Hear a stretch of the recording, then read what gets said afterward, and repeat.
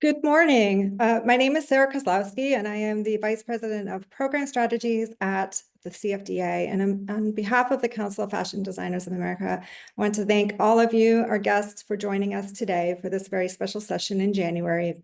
And it's a great pleasure to welcome today's conversation leaders, New York State Senator Jeremy Cooney, who is with us to speak about very top of mind legislation, including the Fashion Act, joined by the co-founder of Second Floor Advisors, Alex Yudelson. And I would like to highlight top of mind for the CFDA in supporting our community of our members, of our emerging designers, and all of our stakeholders is continuing to steward progress within sustainability, to continue to share knowledge around pipeline policy, EPR, here in the US as well as abroad, and also to continue to encourage collective collaboration and progress in everything from voluntary standards and due diligence. And so with that, this very, very important conversation with Senator Cooney and Alex today will begin that journey, we hope, throughout this year to invite you back, but specifically today we'll be speaking about the Fashion Act and some other very timely pieces of legislation. And so with that, just to make as much time as possible for this amazing expertise of minds coming together, it's a pleasure to begin the conversation with Alex and Senator Cooney. Thank you, Sarah, and thanks for everyone for being here. Just a reminder that we will have time for Q&A in a little bit here. So if you would like to submit your questions through the Q&A tab, please feel free to go ahead. My name is Alex Yudelson, as Sarah mentioned. I'm the co-founder of Second Floor Advisors, and we've been helping the CFDA set up this webinar series so that you can all hear from legislators and policymakers on some of the issues that are impacting the fashion industry and the textile industry. And it's a great pleasure to have Senator Cooney with us. Not only is Senator Cooney a very important person in Albany and in state government, but he's been a close friend for almost 10 years.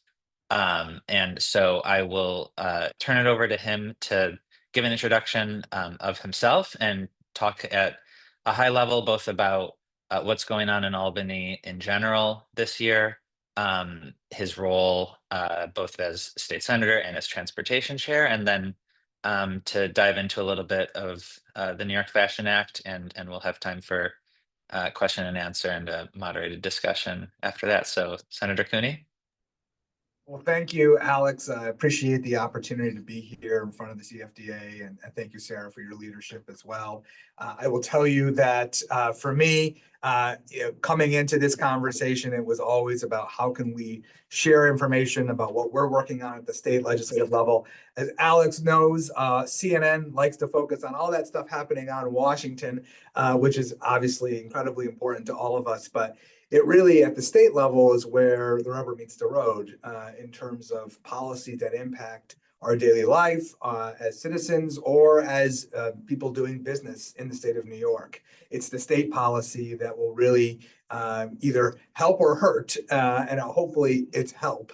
My role as a member of the New York State Senate, and I'll give you kind of a high-level view, kind of landscape analysis, if you will, of where we are in New York right now. But my role is to create state policy that will hopefully get signed into law by Governor Kathy Hochul and then get implemented across New York State. So while we each represent our home districts, so I represent the city of Rochester, for example, the 56th Senate District, we are creating and voting on and debating policy implications across the entire state. Myself, I'll give you a little bit of background about who the heck I am and my interest in serving in state government. I grew up in Rochester. I was born actually in India, but raised in upstate New York, and have had the opportunity through various roles and responsibilities in public service and in the private sector to work across the New York State. So I've lived in New York City. I've worked up in the Adirondack Mountains and worked in cities across upstate New York. And really understand that kind of ecosystem that is uniquely New York when you have such a hub city like New York City, which is the economic driver, not only for New York State, but for our nation, right? Over 10% of our nation's GDP is coming out of financial services from Wall Street, right? So recognizing the important relationship that New York City has to the rest of the nation, but certainly to the rest of the state. Up where I am here in Rochester, we're just a stone throw away from Toronto, obviously a hub city and an economic driver for the province of Ontario and obviously Canada. And so recognizing, from a connectivity standpoint, some opportunities from both from economic development standpoint and from a transportation standpoint, the connectivity of Toronto to New York City and then all of the communities in between there. So as Alex mentioned, I do serve as the chair of the Transportation Committee for the State Senate. I've served in the state, this is my third term. I've served in the Senate and been on the Transportation Committee, but this is my first full term serving as chairman. And the scope of that committee is actually pretty broad. It's I always call it the Transportation and Infrastructure Committee because all of the big projects, whether they're road and bridge projects, whether they're airport related, port related, are coming through the Transportation Committee in some way. Our idea is we talk about big transportation issues like more direct flights out of airports, high-speed rail, all of that exciting mega project, but we also talk about some of the smaller transportation issues, trucking issues, micro mobility with scooters, talking about insurance components with for hire drivers, and of course, as we're going to talk about in a few moments, the Fashion Act, the environmental impact that transportation has on communities across New York State. So in my capacity as chair of transportation, I'm certainly involved with my colleagues in working on a number of those issues. For your own background and interest, politically speaking, New York State is controlled by the Democratic Party in terms of majority leadership in both houses of the legislature. So the state assembly, which would be the equivalent of the House of Representatives on the federal side, is a majority Democratic led house. The state Senate, which for years was controlled by the Republican Party, I always say only twice since World War II has the Democrats been in control, but that flipped in 2018. In large response to the federal change of the administration and 2016, the first Trump presidency. So that switch took place in 2018. I was elected in 2020. The Democrats have been in control since 2018. And that is now a pretty sizable majority. So 42 seats out of 63 seats in the Senate. And then obviously Kathy Hochul serves as the governor and is a member of the Democratic Party. So it's an interesting dynamic politically because as we know, and we love, the Democratic Party is a Big Ten party. And so there's a lot of different beliefs, spectrums, and ideologies in that. So when we say, the Democrats control Albany, the state capital, Democrats control Albany. Well, that doesn't really mean a lot because there's a lot of different beliefs and systems within there. And I like to try to define myself as someone who's very much a thoughtful individual and tries to be fair and learn about different issues before taking a stance or voting on a specific bill. We wish all legislators were more like that, but that's just the reality of the nature of the business. But I also pride myself on being a pro-business Democrat. And what does that mean?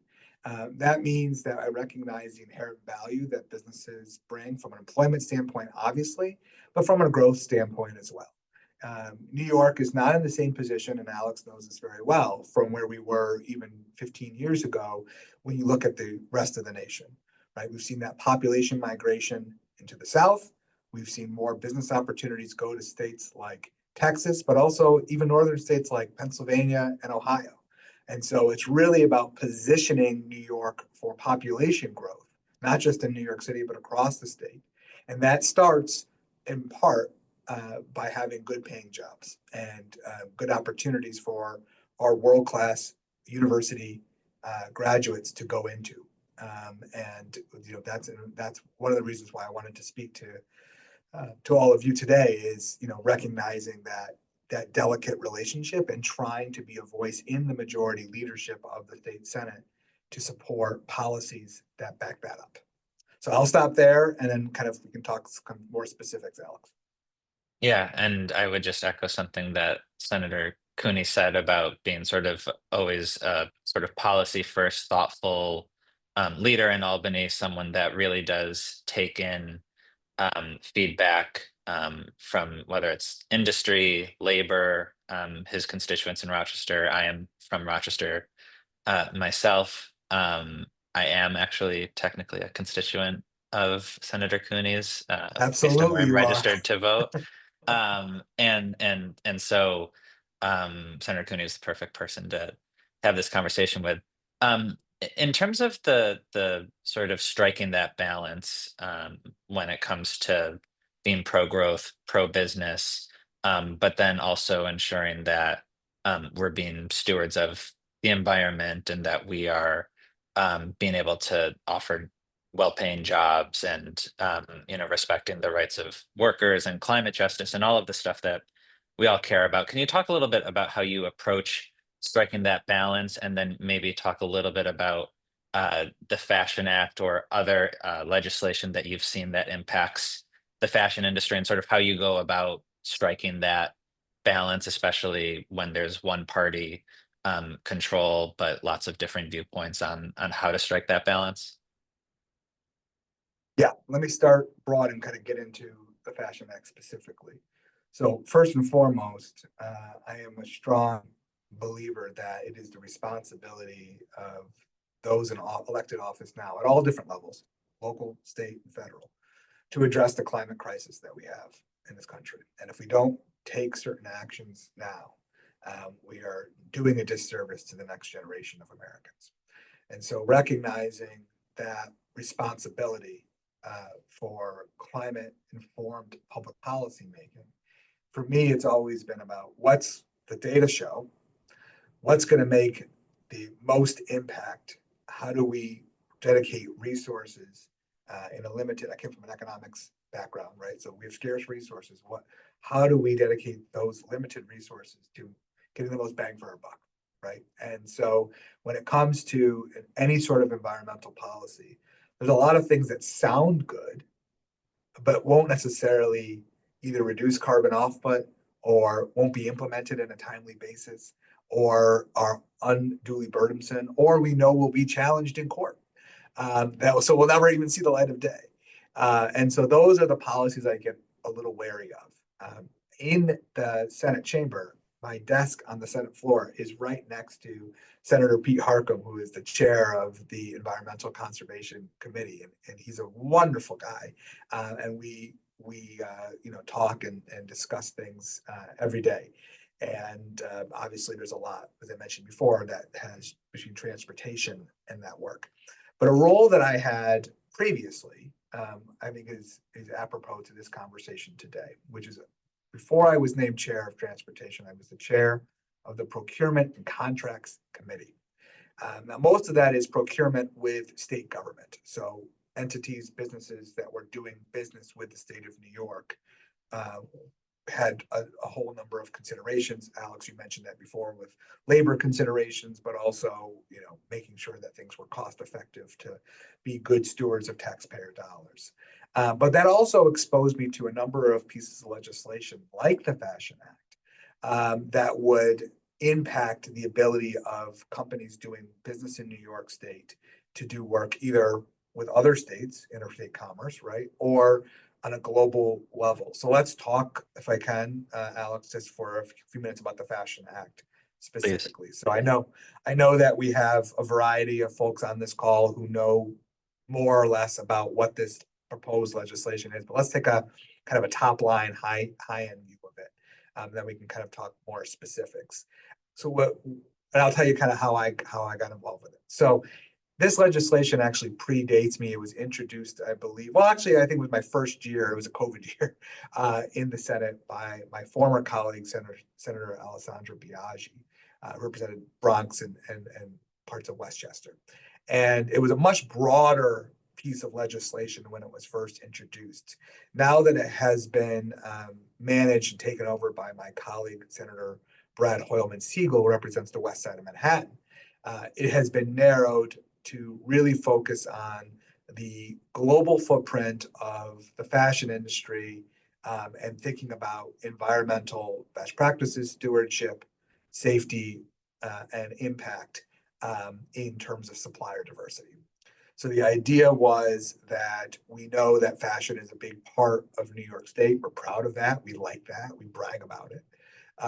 But for companies that were doing business in New York State that met a certain financial threshold, I believe it was 100 million, that there would be a set of responsibilities if this legislation was to pass, placed upon them, reporting responsibilities, and also practices that would be impacting suppliers, even if not in New York State, even if not in this country.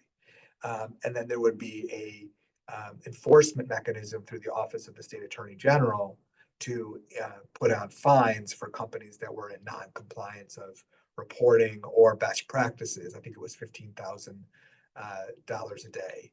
And then that money would be placed into a lockbox fund to presumably go to remedy some of those environmental harmful impacts or impacts to individuals, workers.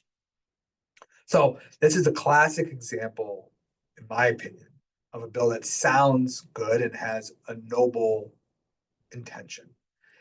It is also a classic example of what I consider to be an overreach of New York State as a government.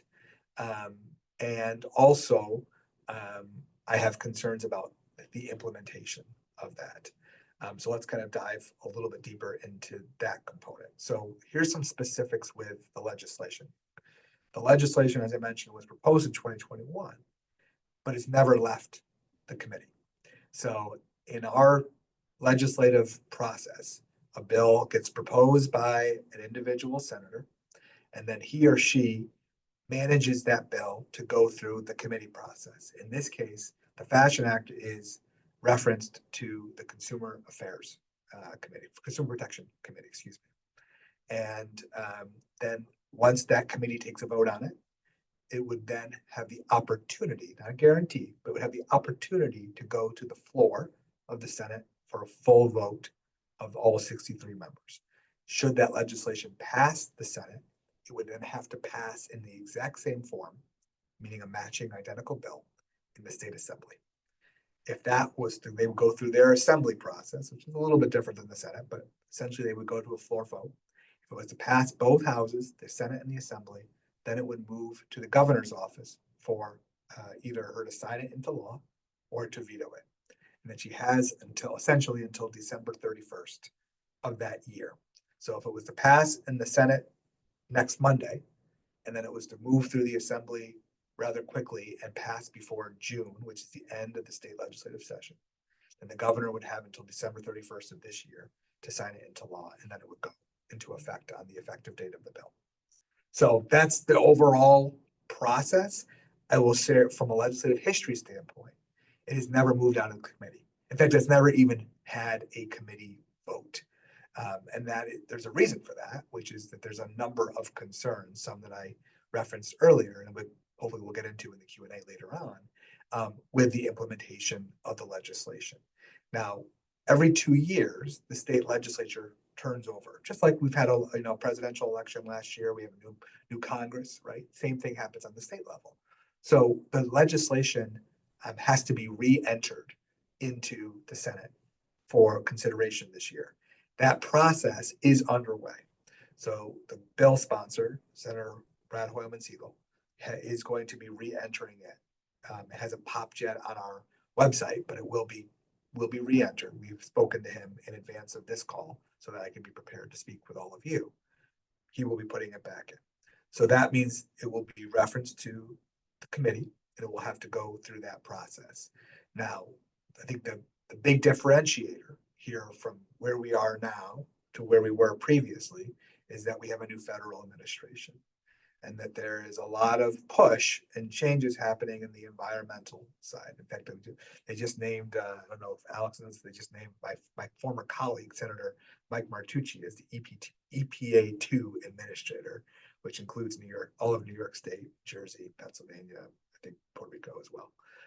So that's an interesting pick by the EPA. My former colleague, Lee Zeldin, who is the new EPA administrator under the Trump administration. So that's a big difference that didn't exist before. That I think, there will be those pushing for environmental justice issues. They might use this as an example of a way to kind of stick out from whatever is happening or not happening on the federal level. And that's where it gets a little tricky. So I don't know what the reception will be like. I will also share with you some inside baseball that there is a new chair of the Consumer Protection Committee, Senator Rachel May, who represents Syracuse. And she may have a different relationship or take on this legislation. So it could see a vote on the committee. Whether it gets across the finish line, there's a lot to happen there before any predictions get made there. But that's kind of where we are in this moment on the New York Fashion Act. I will say for the record, just so I'm being clear and accountable with all of you, I have never co-sponsored this legislation or taken a vote. I'm not on the Consumer Protection Committee, so I've never had an opportunity to vote on this legislation. So I don't have any legislative record on it, but I remain open to conversations. And I will share with you finally that I mentioned I was chair of the Procurements Committee. We had a similar bill on supplier issues in the timber industry, where there was proposals to lumber companies who were importing a lot of timber into New York State from, mostly in Canada, Montreal, coming down into New York, and importers from the boreal forest that were going to have kind of the same concept of the Fashion Act, where there would be some environmental considerations and policies and reporting for the suppliers of the timber. So that legislation did pass. Started much broader and got very narrow, and the governor has not signed that legislation into law. So that's just a comparative to where we are. That's incredibly helpful, and we will get into audience Q&A in just a minute, so feel free to keep submitting your questions. One sort of final question from me is also sort of taking a step back and thinking about how Albany, whether it's the governor's office or state legislators, sort of interact with constituents and interest groups and associations like the CFDA. If you've ever been to Albany when the state legislature is in session, you will know that it can be overwhelming.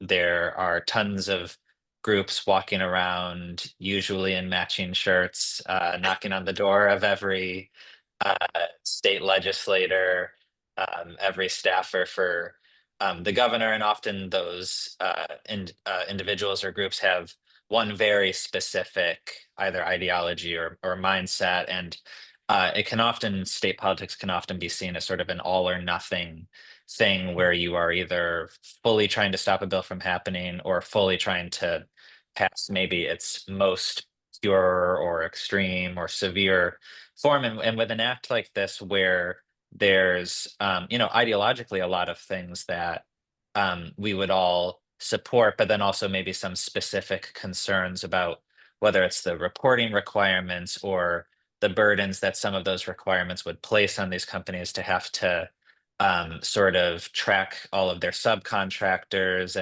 and potentially add staff, and potentially have to sort of pass along those costs to consumers. How do you suggest that groups like the CFDA or even individual fashion designers or sort of anybody that wants to be able to be a little bit more nuanced, how do you suggest that they sort of go about giving you or your colleagues that feedback to try to make the bill sort of in its most palatable and effective form as possible? I love this question because unfortunately, too many folks don't ask it.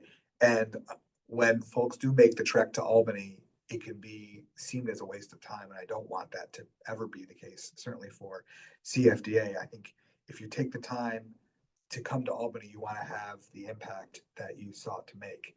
The way to do that is remember, as Alex shared, there's a lot of different groups coming on a lot of different topics. So my first meeting could be about healthcare related issue. It could then be about a horse racing issue, which the state, somehow finds its way into. Then it could be about the Fashion Act, and then it could be about, an insurance issue for cars. We're just constantly dealing with such a wide breadth of policy area. So when you have your 10 to 15 minutes, and that really is kind of the max amount of time you're going to have with an individual legislator or a senior staff member, for example, you really want to make the most of it. And so the way that I always like it when groups come in to see me is they have a one-sheeter, right? They hand it to you. They say, we're representing X, our policy position, we're talking to you about this bill. The bill is currently, whatever the status is, in the Consumer Protections Committee. We are opposed to the bill, but we like the concept of it. Here's why we're concerned. Here's how we think we can make it better. And, we ask that you either, if you're trying to oppose something, don't support it until we can come to a agreement on making it better. Okay.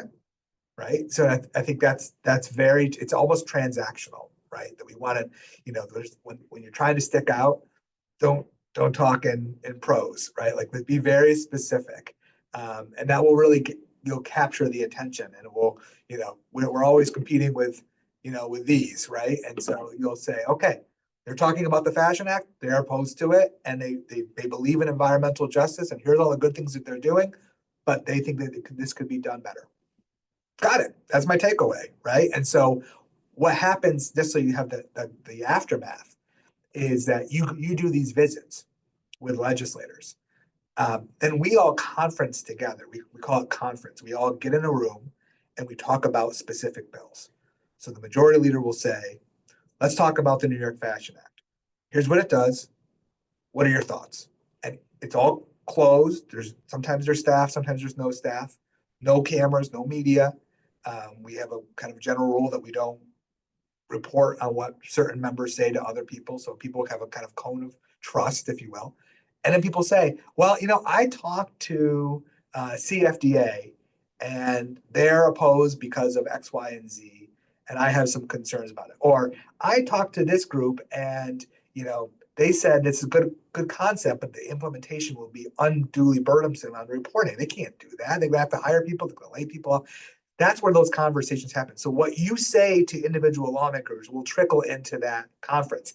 If the conference realizes there's a lot of concerns here, that bill will never come to the floor for a vote, right? So, or if it's close but just needs to be tweaked, maybe those amendments are made, and then the bill comes to the floor for a vote. So the overall message is, it is worthwhile to be engaged with your state lawmakers. And then secondarily, while you have their attention, be brief and focused and be very clear with what you're asking for. Thank you. Very, very helpful. We have a question from the audience. It says, given the current federal administration, legislation related to environmental protections is unlikely to pass on the national stage. That is definitely true. Is there an appetite to actually pass legislation at the state level, as California did in this current climate? So could you talk just a little bit about maybe the environmental outlook a little more broadly? Yeah, huge push now, right? So there's a lot of folks in this state level environmental world that is saying, in the absence of Washington, we have to step up. And there's kind of in my opinion, two ways of thought here. As you may know, in New York, we have a pretty aggressive climate action plan called the CLCPA. And it set forth a number of aggressive goals, everything from energy, sustainable energy sources, to reducing carbon output, to electrification of buildings and cars. It's a very, very broad piece of legislation. And so there's always pushes to advance those goals through various policies. I'll give you one that impacts your industry, which is trucking. There was a big push that would have gone into effect this year, requiring electric commercial trucking vehicles, which is ridiculous. It's a good concept, good, interesting, but we don't have any EV infrastructure in the state of New York for commercial trucking. So how can we require people to use these vehicles when we don't have any way for them to charge them? Pretty common sense, right? So there are things that we have to look at in terms of the CLCPA. The other part is these kind of high profile policies like the New York Fashion Act, where there's people who can say, the media will understand what this is. And so I can get some political points as an environmental justice leader or advocate if I move legislation in the absence of what may be happening from the Trump administration. And, there's kind of a variety of thought here. I'm a lawyer by training. So a lot of times legislation could pass at the state level and get signed into law by the governor and then get challenged immediately in court, and then it just stays there. But that's still a cost and a burden for industry, which now has shareholders and investors that are uncertain about wanting to do work in New York if that's the environment. So it's kind of that unintended consequence. So I do think that there is an appetite for more. I think you're going to see more. I think what you're probably going to see, two items that kind of talked about outside of the Fashion Act are EPR, extended producer responsibility, which is, looking at holding accountabilities to manufacturers of goods for the type of materials that they use. And then there's the bottle bill, which is a perennial bill on recycling bottles and changing the reimbursement rates for that. So those are kind of two high-profile environmental bills. I think we'll get renewed energy this session. And there were some deals that got made. So the legislative session in Albany, as I mentioned before, only goes from January to June. So you really only have 6 months. It's a very fast-paced 6 months. And so last June, this 2024 June, there was some deals that came close on both of those bills that didn't get over the finish line in time. I could see renewed action there. I think there's also a push by governors, and Alex would have better context on this from a national perspective, but Democratic governors, some who may be interested in running for president one day, whatever, but Democratic governors are looking for environmental justice wins. So that's why you've seen California and Governor Gavin Newsom really do a lot more in this space. So to be determined, but I do think you'll see a much greater push for environmental legislation now than you did under the Biden administration. Another question, sort of almost an analog question on the economic front is, with President Trump likely imposing significant tariffs on consumer goods with an outsized impact on apparel, footwear, travel goods, is the likely increase in prices for consumer goods factoring into discussions on policies like the Fashion Act or environmental policy or other legislation more general? How do you sort of factor in what's happening at the national level in the economy in the same way that you're factoring in the maybe lack of action on the environmental front when you're talking about these bills that might impact industry? Great question.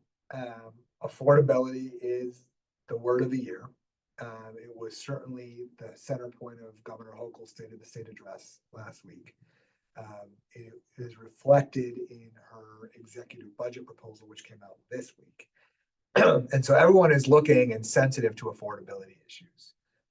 I would consider that a bipartisan issue, right? Where we know that many hardworking Americans and New Yorkers are struggling with affordability issues. And so anytime you're talking about raising a consumer price, whether it's for a dozen eggs or whether it's for a set of sneakers, it's going to get attention. And so that is an example of a talking point that is real if you can back it up in your conversation with the state legislator and say, we know that you care about affordability. Here's the impact of this legislation. We estimate with the reporting requirements and potential, changes to the supplier responsibility component of the New York Fashion Act. This would raise prices by X, Y, or Z. And that will get attention of a lawmaker because they don't want to be voting on legislation, especially this year, on that would have a negative impact on from affordability standpoint. And we also know, again, this is all the interconnectedness of public policy, intersectionality of this is when you raise a consumer price, not only does it impact the consumer and the seller, but it could reduce the number of jobs that are available because of the expected decrease in sales.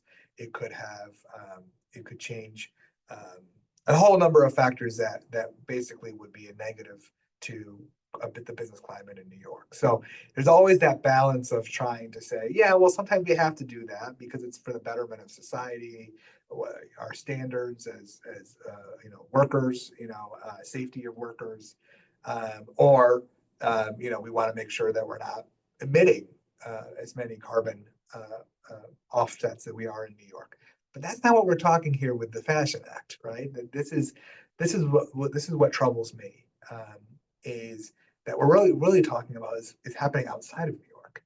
So yes, your company may be doing business in New York and may be eligible for this, but the money that's going to be fined is going to be happening in a facility outside of New York. It could be outside of the United States. And the harm and reparation and retribution for those environmental impacts per se, that money is going to be going outside the state of New York as well. So are we really helping our New Yorkers by doing that, right? And that's really, won't go down the whole political science path, but that really for me is more of a federal responsibility and consideration than it is a state responsibility and consideration. And I told you I'm a student of economics. And so when you think about all the different things that New York State could be doing, is this the priority right now for the state of New York?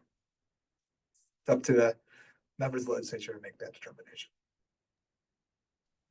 Absolutely. And sort of in that, you touched on how the state legislative cycle is shorter. It's somewhat unique, right? Congress is Right. voting all year, city council is voting year round, but your legislative cycle is January to June. And so it can seem like a bit of a sprint. So I'm curious when you think the sort of best time to insert sort of into the legislative process is? Is it when the bill is just announced? Is it around the state of the state? Is it sort of in the mad dash at the end in Albany? What is the best way for the CFDA and others to go about sort of figuring out when in the legislative cycle of a bill is the best time to engage with legislators? Great question. My answer will have an asterisk on it if I can. That's the lawyer in me. So I would say after April 1st, and there's a reason for that. April 1st is the deadline for the state budget. The asterisk is in our state budget in New York, you can put policy items in. The Fashion Act is considered a policy item. So it's not an appropriation, right? Where we're saying we're going to give $10 million to, LaGuardia Airport, right? That's an appropriation. The Fashion Act is what we call Article 7 or a policy item. Those can get tucked into the budget. So if your team was to find out that there was a push from Senator Hoylman Siegel that he wanted to include this in the state budget, then the time to start advocating against or for amendments would be now, because we go through the budget process starting literally next week. This doesn't necessarily seem like it would fit nicely within the budget. So most policy determinations are voted in the state of New York are voted on between the second week of April and the end of the legislative session, which I believe is around June 6th or 7th this year. So that's really the better time when people are done thinking about the budget and now starting to think about policy. So I mentioned those, the EPR legislation, extended producer responsibility, and the bottle bill from the environmental side. Those both came up in June, right? Because it was their policy issues that were not included in the budget. So generally speaking, let's get through the budget first. The governor proposed a record $250 billion budget. So it's a, obviously New York is a significant state in terms of its economics. So assuming that this is not included in the budget, we'd want to act on that. There's a couple of ways that you can find out hints if this bill is going to make it into the budget process. If it's, and this is what you said earlier, Alex, if it starts moving in committee. So if you see the Fashion Act pop up on the agenda of the Consumer Protection Committee and there's a vote on it, that's when you want to kind of kick into action, because that means they're trying to pass it into committee, out of committee, and either go to the floor for a vote or try to get it negotiated into the budget. If you don't see any action in the committee, then I think you can assume that after April 1st is a safe bet. Excellent. I think we have time for maybe one more question. I'm curious, and sort of, both as it relates to the fashion industry and just taking a step back in general. Obviously, transportation we talked a little bit about, but it's an issue that is really important to the CFDA. It's important to me. It's obviously incredibly important to you as Senate Transportation Chair. What do you sort of see, just sort of taking a step back on the transportation front, whether it's related to supply chains or just sort of, commerce and transportation in general? I know we've talked before, you have a lot of big ideas about what New York State can be when it comes to high-speed rail and other things. And what is sort of your role? What is the state's role, and how do you sort of separate the state's role from the federal role in transportation? Just sort of what is the outlook for transportation over the next year and in the years to come? So I would say on a broader level, mobility access is one of those strong generational values. So workforce considerations, right? Why do people move to Austin, Texas before, Michael Dell was doing what he was doing, and before Apple moved and everything else, right? It was the quality of life factors in Austin, Texas. And they were able to attract workforce. And when that workforce talent came to Austin, the companies then wanted to take advantage of that workforce talent. So it's the old chicken and the egg. Which came first, the jobs or the people? And I think the answer generationally now is the people, because the jobs are much more mobile, especially as we go less and less on the manufacturing side and more when you think about industry, either on the service side or in remote working opportunities. So businesses will look for the talent. Now, New York is unique in this, is we have these incredible institutions, upstate and downstate, that are producing, very valuable workforce talent for our country and for our world. And that's why you see so much business interest in New York State, is they want to take advantage of that talent. But now a quality of life factor is mobility access, being able to get on a plane and get directly to where you're trying to get to visit a family member, to see a friend, to travel the world. That's a different mindset with being able to access globally through transportation. The other is safety and speed, right? And that's why I've been a big advocate for high-speed rail. We see a push nationally for this under the Biden administration. Folks like Seth Moulton and member of Congress out of Massachusetts been a big advocate for federal funding for this. We saw this with Secretary Buttigieg when he was leading the Department of Transportation, with what they're doing on the West Coast, right, between LA and Las Vegas with Brightline West. We saw this in Florida, even in the president's home state, between Orlando and Miami, right? Rail, which we know is in Southeast Asia, which is successful in Europe, is now becoming a successful and financially viable form of mass transit. I will brag for a moment that the highest speed rail in the United States of America, which is the Amtrak Acela route between Boston and Philadelphia, those trains are being made about 40 miles south of here in Hornell, New York, and they will hit 187 miles per hour. When they are implemented, they will be launched this year, in 2025. They will not be going that fast because the federal government gets to set the speed limit, the Federal Rail Administration. But that's what I'm talking about, is that there is a huge transit and workforce connection. And so for me, it is about bringing as many of those options to New York State, and not just planes, trains, and automobiles, but thinking creatively about some of the new technology. So the company Beta, for example, is just one example of VTOLs, vertical takeoff and landing vehicles, right, which have zero carbon offload because they're all electric. They're high speed, kind of think of them like Blade, like high speed helicopters that was zero carbon offload that can connect regional locations, Rochester to Buffalo to Syracuse to Albany down to New York City, right? So there's new technology that the federal government will have the authority to regulate in terms of airspace, FAA, right? But I think you're going to see a Trump administration. This is probably one of the few times I'll be overly positive of the Trump administration. They're going to be very tech forward in terms of permitted use of these types of technology. We always want safety first and foremost, but I think you'll see that. So states like New York, we talked about population loss, has to do a lot more with transportation to bring that workforce here. And when you bring those workforce here, jobs through CFDA and others will come to New York or stay in New York, and then we'll see that population growth. So it's all combined. You can't have a growth without transportation. Really exciting on all fronts. Senator Cooney, want to thank you for taking the time. Sarah, I don't know if you want to say any closing words, but I think this was a really great conversation. Really grateful that Senator Cooney could be. We are so honored to you both. Thank you, Senator Cooney, and thank you, Alex, on behalf of the CFDA. This means so much to us.